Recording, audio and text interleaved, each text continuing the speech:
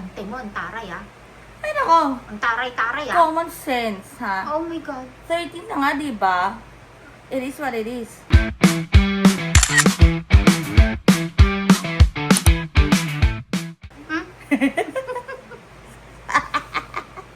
Diba? Eh, mga ulo ng mga nilalang ngayon.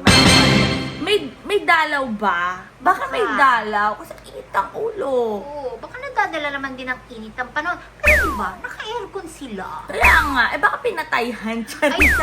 Sabagay, sila rin naman magpapatay. Pero ayan nga mga kabatang helmet, napansin ko lang no, tinatanong ng maayos, ito namang si Madam Pia Cayetano, bakit naman ganun sumagot, Madam? Una sa lahat, di ba? Pinapasweldo ka namin. Di ba? Kami nagpapasweldo sa inyo. Kaya wala kayong karapatang magmaldita, magbetera.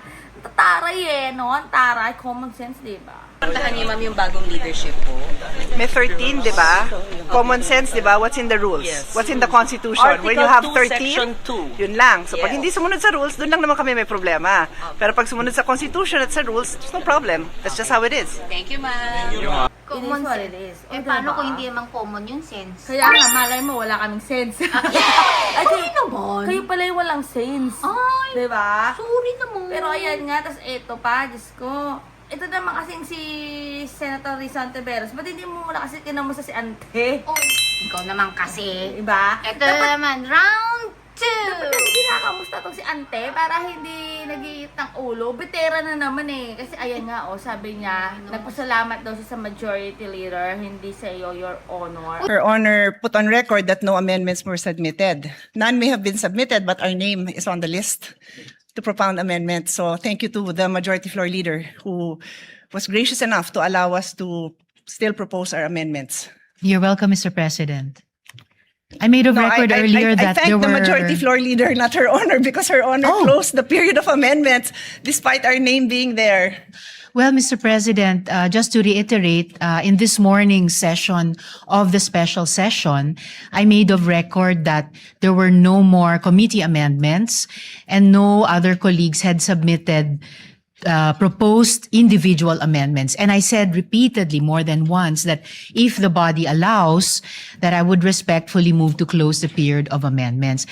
And that is also why, Mr. President, this afternoon, when the majority leader asked me on behalf of the gentle lady from Taguig and Pateros to reopen, I readily agreed.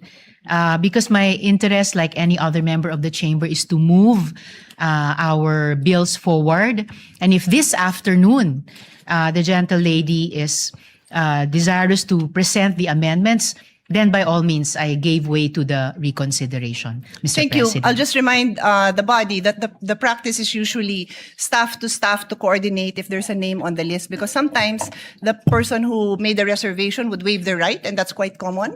Or sometimes they would submit their amendments, or sometimes they would ask for a later time. Teka Taray muna. naman ni Ante Pia. Oh. Kumustahin natin si Senador. Sino? Si Senadora. Kumustahin natin. Si Dora.